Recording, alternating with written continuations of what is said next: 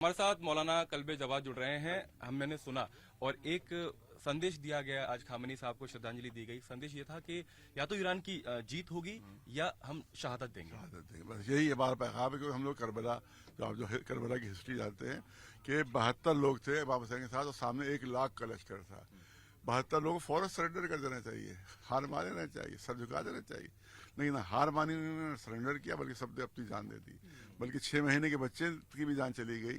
सब जितने थे यहाँ भी उनकी दमासी थी 3-4 साल की, उसकी भी जान चली गई, उनकी वाइफ की जान चली गई, उनके सब भाई बेटों की जान चली गई।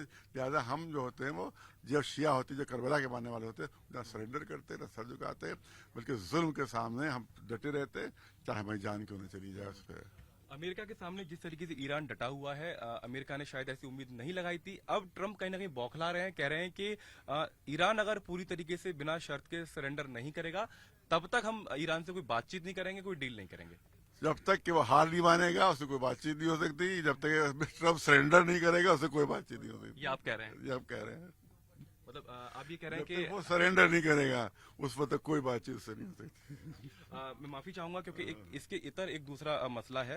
रमजान का महीना है और एक मौलाना है बिहार के, उन्होंने सीएम योगी क्योंकि बड़े नेता हैं उनकी मां को लेके उस तरीके से शब्द इस्तेमाल किए हैं कि यूपी में सरकार ने एक ऐसा कानून बना दिया है कि कोई उनकी अम्मा का गोश्त 250 ग्राम ले ले तो पैर में गोली पुलिस मार देती है।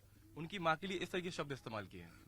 नहीं, माँ जो है वो गाय के लिए कहा है माँ, उनकी अम्मा के लिए नहीं कहा है। जो गौ माता कह रहे हो उसको क्या गाय के लिए अपनी माता कहते कि नहीं कहते हैं? तो उनकी गौ माता के लिए कहा है। और हम ये कहते हैं कि पूरे ईरान में कहीं गाय का गोश्त इस्तेमाल नहीं होता है और पूरे इसराइल में हर घर में गाय का गोश्त इस्तेमाल होता है। बगैर खाना नहीं खाते गाय के गोश्त के।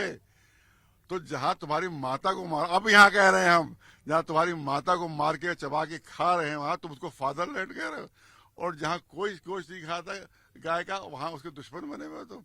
तो वो माता से मुराद गौ माता है, देखिए उनकी माता। लेकिन आपको भी लगता है इस तरीके से बयान से मतलब बचना चाहिए ऐसे समय में जब शिया सुन्नी सब एक हो रहे हैं? किसी का नाम नहीं लेना चाहिए था। मैं एक जनरल बात जैसे मैं कह रहा हूँ, कोई जनरल बात कि वहां के ऊपर गौ माता को चबाया जा रहा है, भमोड़ा जा रहा है इसराइल में, और यहाँ हवन किया जा रहा है उसके जीत के लिए।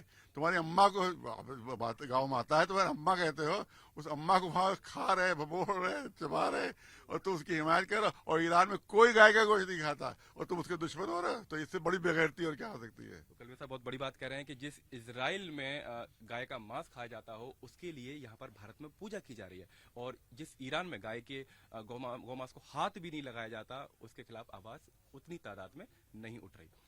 कैमरा पर्सन अजय जोशी के साथ मानव यादव, रिपब्लिक भारत, दिल्ली।